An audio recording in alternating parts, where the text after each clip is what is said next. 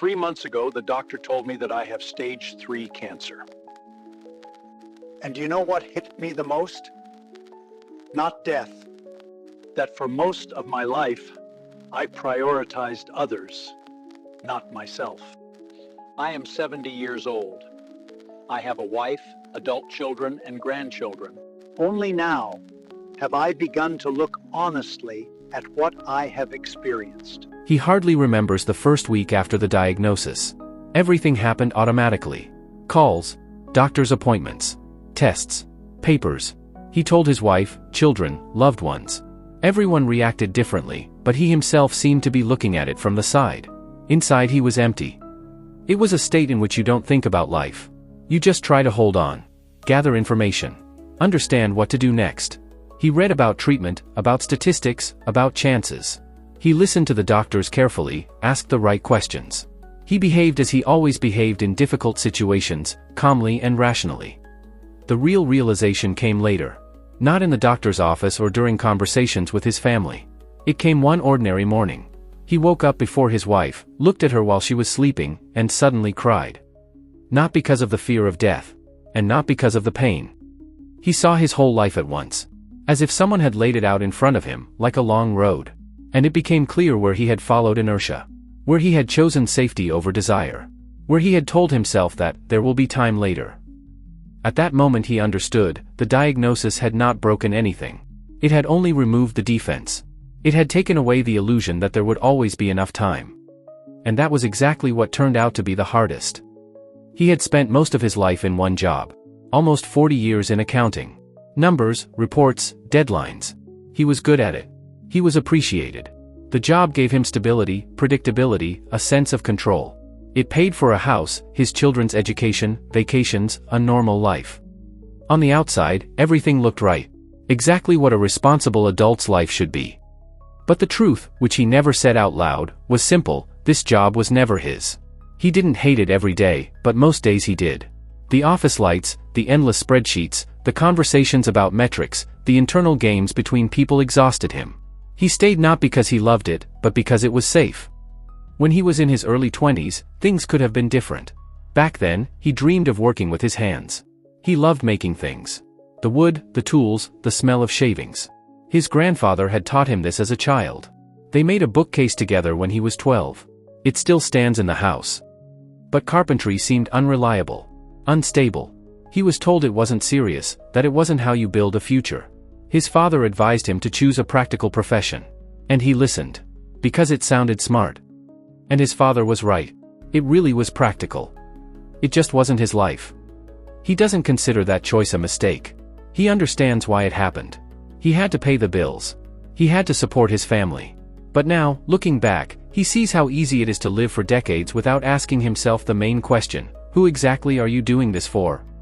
After the diagnosis, something inside him shifted. Not abruptly or dramatically.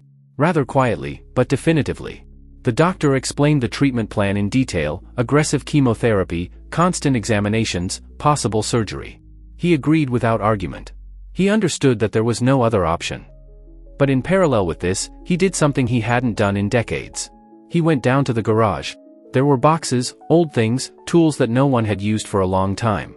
Everything that accumulates when life goes by inertia. He began to take it out to the trash. Slowly, without rushing. Day by day. When the space became available, he set up a workshop there. He bought normal tools. Nothing ostentatious, only what was really needed. And for the first time in many years, he picked up a tree not as a memory, but as a job. His wife watched this with anxiety. She worried that he was overloading himself. The treatment was difficult. There were days when he could barely get out of bed. The weakness, the nausea, the fatigue, all of it became part of reality. But there were other days, too. Days when he could go down to the garage for at least an hour. And in those moments, he felt different. Not healthier. Not stronger. But alive. Focused. Present. He had recently finished a small box for his granddaughter. Walnut, simple maple inlays. His hands shook more than before. The angles were imperfect. But it was a thing he had made. Not for the result, but for the process. And for the first time in a long time, he realized that even when his body failed him, a sense of meaning could return. Lately, he had been thinking about regrets a lot. But not about big, loud mistakes. Not about betrayals or broken destinies. In that sense, his life was even. Almost right. Other things haunted him, quiet, almost imperceptible ones. Dinners he hadn't gone to because he was exhausted after work. Conversations he had postponed because, not now. Moments when his children had asked to play or just be together, and he had replied that he would finish things a little later. Later, which often never came. He remembered the trips his wife had suggested. A few days away from home, without plans or a schedule. He almost always found reasons to postpone them. He had to save. Be smart. Think ahead. It all seemed logical at the time. Only now did he see that along with money, he had been saving his life.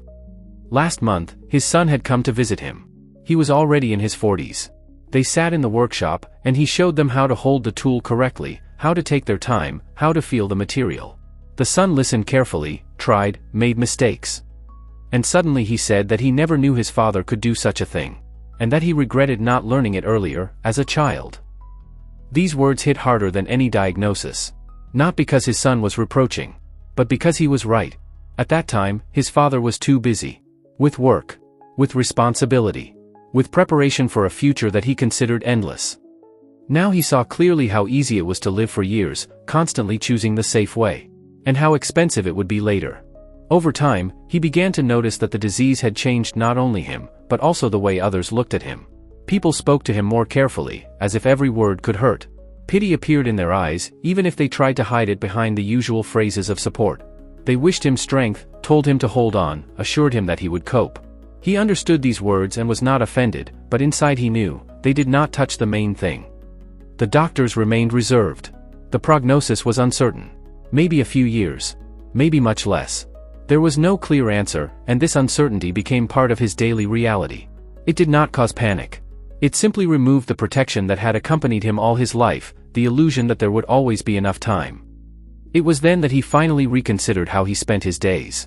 He stopped wasting energy on arguments that did not change anything. He didn't get involved in political conversations, he didn't get nervous about financial news, he didn't compare himself to others. All of this had seemed important before, but now it seemed like noise that distracted from the main thing. His life became simpler, but more mindful. He spent more time in the workshop, taking his time, allowing himself to work at the pace his body dictated. He talked to his wife longer and more honestly, without interrupting or thinking about the next thing. He called his children not to advise or control, but simply to hear their voices. He spent time with his granddaughter, teaching her patience, showing her that not everything in life had to be quick and useful. These things didn't seem like great achievements.